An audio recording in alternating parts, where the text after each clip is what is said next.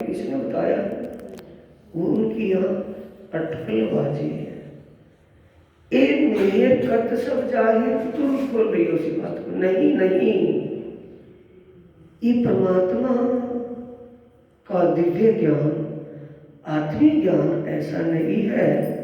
परमात्मा की कृपा से जिसकी ये समझ में ज्ञान आ जाएगा उसको सब पता चल जाएगा कि किस ज्ञान, किस भक्ति, किस युक्ति से कोई कहां तक जा सकता है, सदा के लिए अमर कैसे हुआ जा सकता है, जीव जन्म मरण के कर्म बंधन से कैसे छूट सकता है।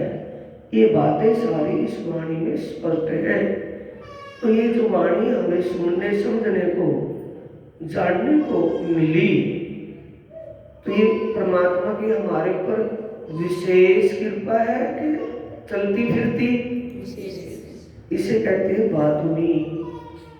बातुनी मेहर है, बातुनी एक विशेष कृपा है जिससे हमें इस जीवन में गरिष्ठ में बाबे बन करके नहीं, बैराग धारण करके, कोई भगवा या काला कोई वस्त्र धारण करके नहीं, बिल्कुल सिंपल संसार में जीवन गुजारा करते हुए, जीवन गुजारते हुए ही हमें अखंड शांति मिल जाएगी, मुक्ति मिल जाएगी।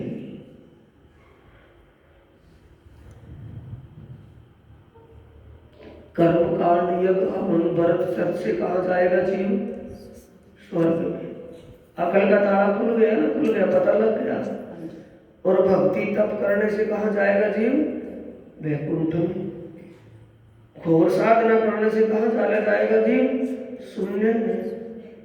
शून्य से आगे जीव नहीं जा सकता। तो इस वाणी से कहा चला जाएगा बेहद में, हद को पार करके बेहद में। यहां हद है ना किसी चीज की? मेरी बात कम समझ में आ रही है कि समझ में आ रही है? हर चीज की हद है ना, कहते रवि बस अब तो हद हो गई, इससे ज्यादा मत करना, हद हो गई अब तो किसी बात की हद होती है ना, जब हमें कभी दुख, कोई आपत्ति आवनी आई हुई है जिससे हम दुख का एहसास कर रहे हैं, दुख महसूस कर रहे हैं, वो सदा के लिए रहता है कि थोड़े ही टाइम के लिए, उसके बाद सुख की सांस आने लगी। दुख की हद हो गई, फिर सुख शुरू हो गया। जब सुख की हद हो गई फिर दुख आ गया।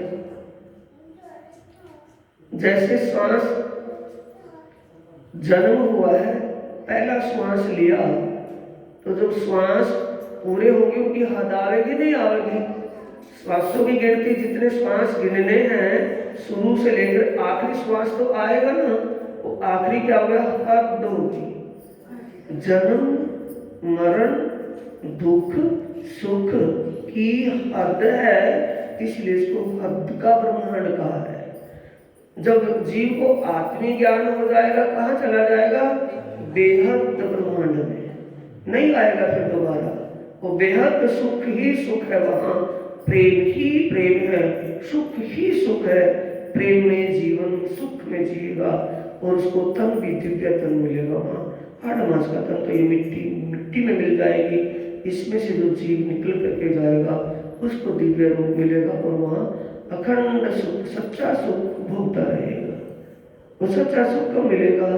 जब हम सच्चे सुख के दाता को जान लेंगे कि वो दे सकता है, उसी का सुमरण ध्यान चिंतन करने से हमें मिलेगा, तब, उससे पहले नहीं। जो किम कानो ना सुने सो मेहर मगज खोलत, सबका पता तोलत का मतलब भगवान राम ने रामायण में क्या कहा है, भगवान श्री कृष्ण जी ने गीता में क्या कहा है, ऋषियों ने वेदों में क्या लिखा, क्या कहा, क्या वर्णन किया है, उनकी व्याख्या जिन ऋषियों ने की उस दर्शनों में क्या लिखा है, बाइबल और कुरान में क्या लिखा है, संतों ने किसका बखान किया है। बाइबल ने जिस प्रेम की व्याख्या करने का प्रयास किया, love is God, love is God, God is love, उससे स्पष्ट नहीं हो पाया। आपको पता है क्या? प्रेम ही परमात्मा है और परमात्मा ही प्रेम है। ये पता चल गया ना? और परमात्मा कहाँ है? परमात्मा क्या है? दुख सुख से परे आनंद का स्वरूप है। तो ये दुख की लीला नारायण भगवान की है और सुख की लीला ब्रह्म की है और आनंद की लीला पार ब्रह्म की है। ये बातें सब आपको पता चल गई। बाइबल पढ़ने वालों को ये पता नहीं कि वो प्रेम स्वरूप क्या है, प्रेम कहते किसे है, परमात्मा को कौन है। कोई भगवान शंकर को, कोई भगवान विष्णु को, कोई भगवान नारायण को, कोई ब्रह्मा को, कोई किसी देवी देवता को, कोई ओमकार को, कोई ज्योति स्वरूप को, कोई गायत्री को परमात्मा माने बैठा है। आपको पता है कि इन सब से परे है वो, इनमें नहीं। क्यों? वो आनंद का सागर है, ये दुख का संसार है। और दुख और सुख ब्रह्म का धाम, सुख का धाम है नहीं, और दुख और सुख दोनों से परे है। गीता में जो कहा है, सर्वाणी भूतानि कुटस्थ अक्षर उच्चते उत्तमा पुरुषस्य तू अन्य। इस श्लोक को वो पढ़ने वाले गीता के नहीं जानते, आप जानते हैं, जान गए ना? तो आप अपने आप को पढ़े लिखे मानोगे कि अनपढ़ होंगे? सर तो ये सारा मिटने वाला है, अक्षर अविनाशी ब्रह्म है और उसके पर उत्तम पुरुष अक्षरातीत पार ब्रह्म है। वो क्या मानते हैं कि क्षर तो ये शरीर है, अविनाशी अक्षर इसमें जीव है और अक्षरातीत नारायण भगवान है। तो आपको उनकी बात सुन करके हंसी आएगी कि लेकिन नारायण भगवान तो बनने मिटने वाला ही, उसी को परमात्मा माने बैठे हैं। तो इस सब के मते को तोल लोगे ना, तोल लोगे कि किसकी बुद्धि कहाँ तक काम कर रही है, ये मता तोलना है। एक कृपा, परमात्मा की कृपा हुई तभी तो तोड़ने वाले पारखी बन गए हैं या नहीं बने? दिल से बोलो, तुम सतगुरु दीपक भयो कियो जो आप समान। सतगुरु पारखी है। पारखी की जब संगत में, पारखी के दरबार में, पारखी की सोबत में आप रहे तो आप पारखी हो गए या अभी पारखी नहीं है?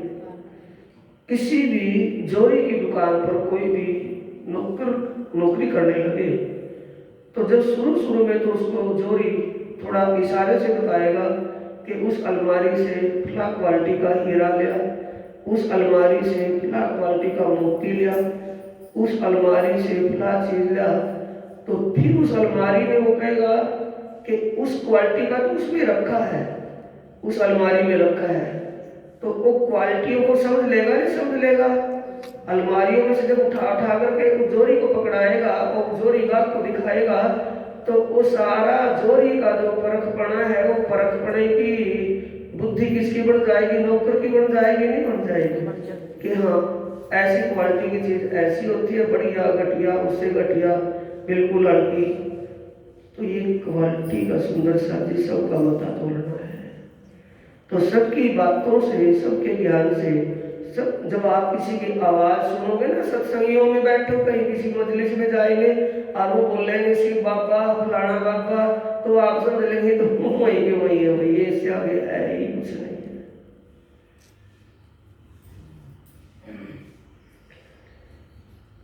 जो किम कानो न सुनिया सो मेहर मगज खोलत। क्या कभी आपने गीता के ये बोल सुने थे? क्षर सर्वाणी भूतानि कुटस्थ उच्चते उत्तमा पुरुषस्य तू अन्य। नहीं सुने होंगे क्या? कुरान के ये शब्द सुने थे? अलिफ लाम मीम। कुरान के पढ़ने वाले ही अलिफ लाम मीम को नहीं जानते, आप जानते हो। अलिफ रसूल मोहम्मद साहिब की आत्मा सुरता, लाम सतगुरु देवचंद्र जी की सुरता और मीम प्राणनाथ जी की सुरता। मीम कौन है? प्राणनाथ जी लाभ कौन है? रसूल मोहम्मद साहब। वो नहीं जानते ना रसूल को। सरल सी बात बताओ, वेदांत के महावाक्य हैं 12 और 12 ही हरफ मुख्तियार है कुरान में। 12 ही तो इस्लाम धर्म के खास गूढ़ शब्द हैं और 12 ही हिंदुओं के वेदांत के गूढ़ शब्द हैं। गूढ़ का मतलब उनको खोलने का हक परमात्मा को या इंसान को नहीं। उन बातों का क्या समझो, खुलासा करना, खुलासा का समझ लेंगे, खुलासा हो गया उस बात का। तो उन शब्दों का खुलासा किसके द्वारा होना है?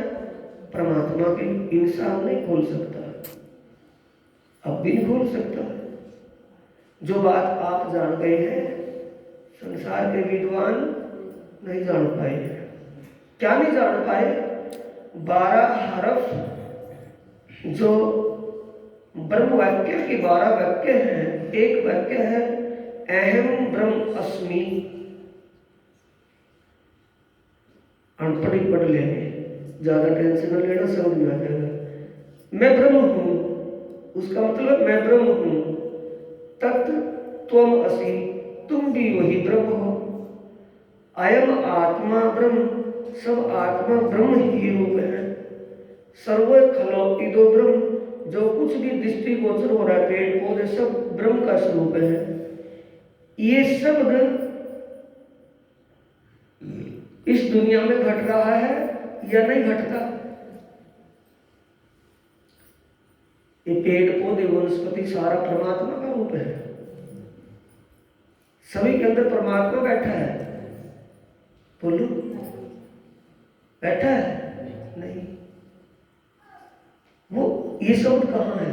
ये जो शब्द बोले 12 वाक्य, यानी 12 बात जो वेद के अंदर गूढ़ बात है, खास उन 12 से 4 बात आपको बता रहा हूं।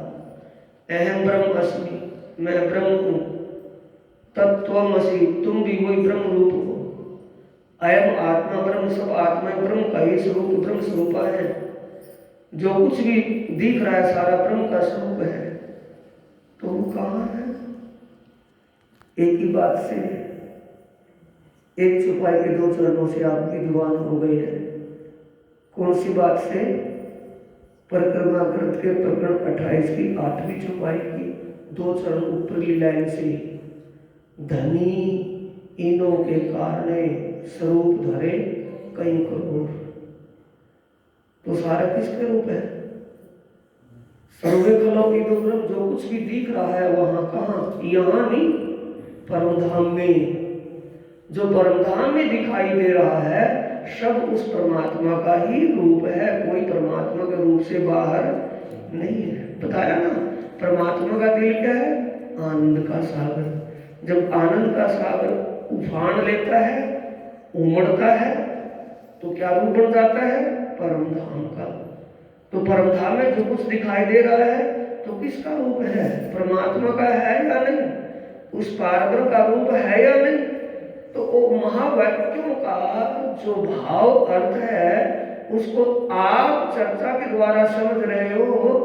उन वेदांत के वाक्यों को बोलने वाले वेदांती नहीं समझते। मैं गारंटी से लिख करके दे रहा हूँ ये बात, नहीं समझते। बोलना तो आता है तो संस्कृत में बोलते हैं, ऐसा बोलते हैं संस्कृत पानी से पिलाते हैं, बड़ा अच्छा लगता है बोलता है उनका, लेकिन बोली बात को वो समझते नहीं। तो आपको किसने समझदार बनाया है? बोलिए। तुम सतगुरु दीपक भय कियो, जो आप अपने समान कर लिया कि खाली छोड़ दिया है? आपको वो पढ़ा दिया जो आज तक मगज मायने किसके बोल रहे हो? चौपाई आई ना, मैं मेरे सागर जो बोलते हैं उसको समझाने का प्रयास कर रहा हूँ। कितनी ऊंची ऊंची बात बोलते हो बैठ करके सुबह सुबह। पर आपको क्या है कि पाठ कर लिया, हो गया पाठ, लेकिन कितनी ऊंची ऊंची बात बोलते हो। ये बोलते हैं ना, जो किन कानों ना सुनिया सो मेहर मगज खोलत। मगज की बात मतलब गूढ़ बात होती है, दिमाग में किसी के गूढ़ है, मगज कहते हैं गूढ़ को। तो गूढ़ बात आप खोल रहे हैं नहीं खोल रहे हैं? ब्रह्म वाक्य अहम ब्रह्म अस्मि, मैं ब्रह्म हूँ, तत्त्वमसि तुम भी वही ब्रह्म हो। अयम आत्मा ब्रह्म से ब्रह्म आत्मा ब्रह्म का स्वरूप है। जो सर्वखल ईदो ब्रह्म, जो कुछ वहां दिख रहा है सारा ब्रह्म का स्वरूप है। तो आप बोलिया तो ये वाक्य तो बोले किसी ने और समझ में आपके आ गए, ये तो हमारी बात कह रहे हैं, ये तो हम रोज सुनते हैं। तो परम धाम की बात है कि परम धाम में जो कुछ भी दिखाई दे रहा है सारा परमात्मा का ब्रह्म का स्वरूप, परब्रह्म का स्वरूप है, सारा ब्रह्म स्वरूप है। वहां कोई भी ऐसा नहीं, सब आत्मा रूप है, परमात्मा का रूप है, कोई भी परमात्मा से बाहर नहीं। क्या वो समझ लेंगे बोलने वाले? तो आपको अनपढ़ों को, उम्मियों को पढ़ा लिखा बनाया कि मैंने उम्मी छोड़ दिया है। अब उम्मियों के लिए कह रहे हैं सुंदर साहब जी, रसूल मोहम्मद साहब, कि उम्मी मुझे बहुत प्यारे हैं। उम्मी किसे कहा है? संसार की चतुराई से दूर रहने वाले सिंपल सीधे लोग, जो परमात्मा के विषय जिनको जानकारी है और दुनिया के छल कपट चतुराई से वो दूर है, अपनी सादगी में ही लीन है, वो मुझे बहुत प्रिय है। उम्मी अनपढ़ को कहा है कुरान में। अनपढ़ का मतलब संसार की चतुराई से, जो अक्षरों से अक्षर पढ़ करके पीएचडी सीएचडी करके चतुर सुजान हो जाता है कि बुद्ध रह जाता है? चतुर सुजान हो जाता है, लेकिन उसको सब तो समझ में नहीं आते जो निर्बुद्ध है।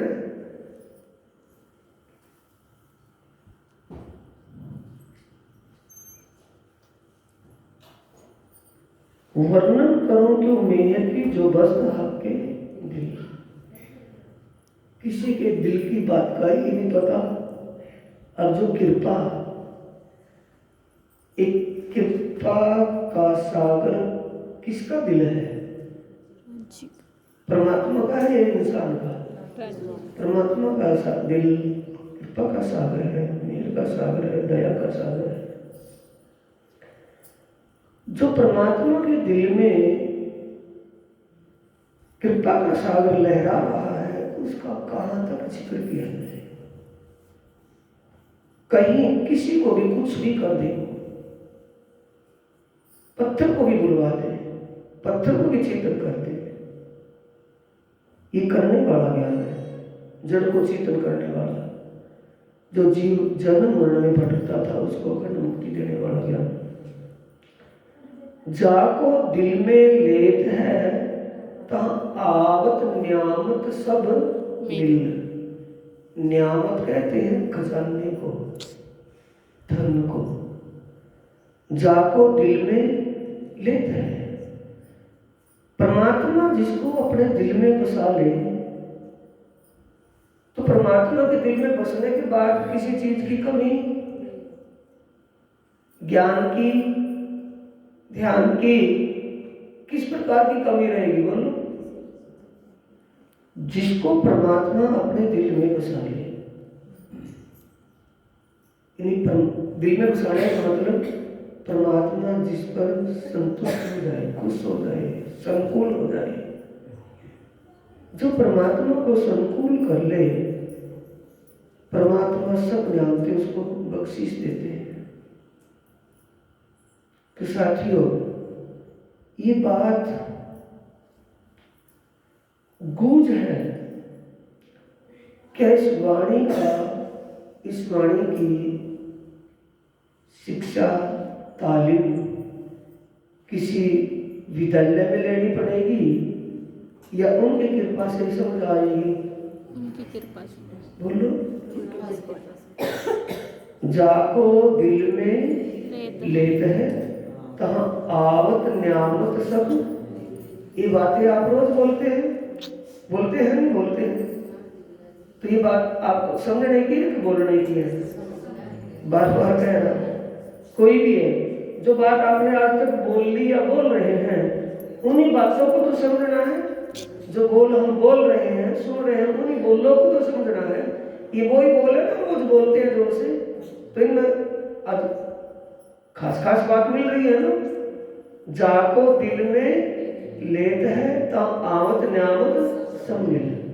परमात्मा जिस पर भी अपनी नजर सिद्धि रखे या परमात्मा जिसके ऊपर कृपा करते, वो सब प्रकार से धनवान हो जाता है। सब न्यामत का मतलब जोश, इश्क और इल्म। परमात्मा की जो शक्ति, परमात्मा स्वयं उसके हृदय में विराजमान हो जाता है। जोश का मतलब है, इश्क का मतलब है परमात्मा। क्या मतलब है? जोश, इश्क, जलूस, सात शब्द तिनके आएगा के। जलूस, सात शब्द तिनके कछु कम न करते। जलूस में क्या आएगा? जोश,